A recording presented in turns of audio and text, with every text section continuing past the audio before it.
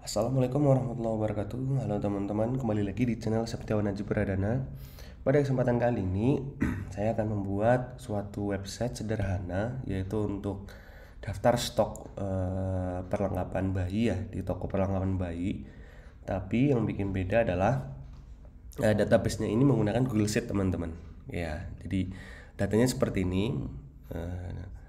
Disimpan di Google Sheet, kemudian bisa kita tampilkan di website seperti ini teman-teman. Jadi nanti codingan ini bisa siapapun bisa membuatnya seperti itu teman-teman. Jadi kenapa sih perlu kan udah di datanya udah di Google Sheet seperti itu ya. Nah ya ini hanya untuk merubah user interface saja dan experience saja. Kalau yang kemarin inputnya di Google Sheet seperti itu, kita nanti bisa punya website seperti itu teman-teman. Nah ini untuk studi kasusnya ini cocok untuk pemilik toko ya teman-teman ya. Misalnya punya stok di gudang atau stok barang seperti itu bisa menggunakan websitenya. Jadi websitenya seperti ini. Ini akan menampilkan data yang ada di Google Sheet nih teman-teman. Ada 22 produk seperti itu. Nah kemudian ini bisa kita urutkan berdasarkan nama, berdasarkan misalnya stok, mana stok yang paling banyak atau stok yang paling sedikit seperti itu. Nah kalau berdasarkan ID ya udah ID, kemudian tambah produk teman-teman. Misalkan kita mau nambah produk apa ya, nama produk popok ukuran L, nah seperti itu teman-teman ya.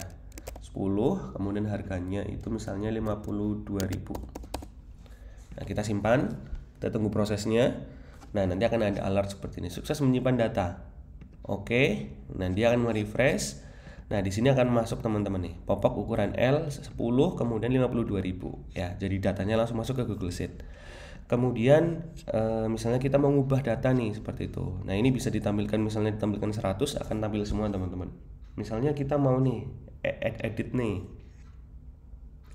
kita edit, nah ukurannya L, misalnya ternyata ukuran XL seperti itu, kita ganti nama, stoknya misalnya jadi 15. Oke, simpan, kita tunggu responnya. Oke, dia akan merefresh halamannya dan kita lihat ini sudah berubah teman-teman. XL stoknya 15, di data Google Sheet juga sudah berubah. Jadi ini langsung berinteraksi dengan Google Sheet teman-teman. Kalau misalnya kemarin-kemarin gantinya di sini seperti itu ya, L seperti itu, 10 seperti itu. Nah sekarang kita gantinya lewat website teman-teman. Jadi nanti interaksi untuk merubah data di Google Sheet-nya itu menggunakan website. Nah ini untuk teman-teman yang punya studi kasus lain nih, misal punya misal ingin menampilkan data data mahasiswa atau data siswa seperti itu, data yang lain-lain bisa menggunakan nanti akan kita buat, tinggal merubah datanya saja. Nah nanti untuk initial projectnya kita nggak bikin dari awal, tapi teman-teman bisa akses ke GitHub saya di Septiawan AJP, kemudian ada HTML Google Sheet. Nah nanti di sini ada file HTML-nya teman-teman ya. Jadi nanti codingannya seperti ini. Nah ini codingannya teman-teman.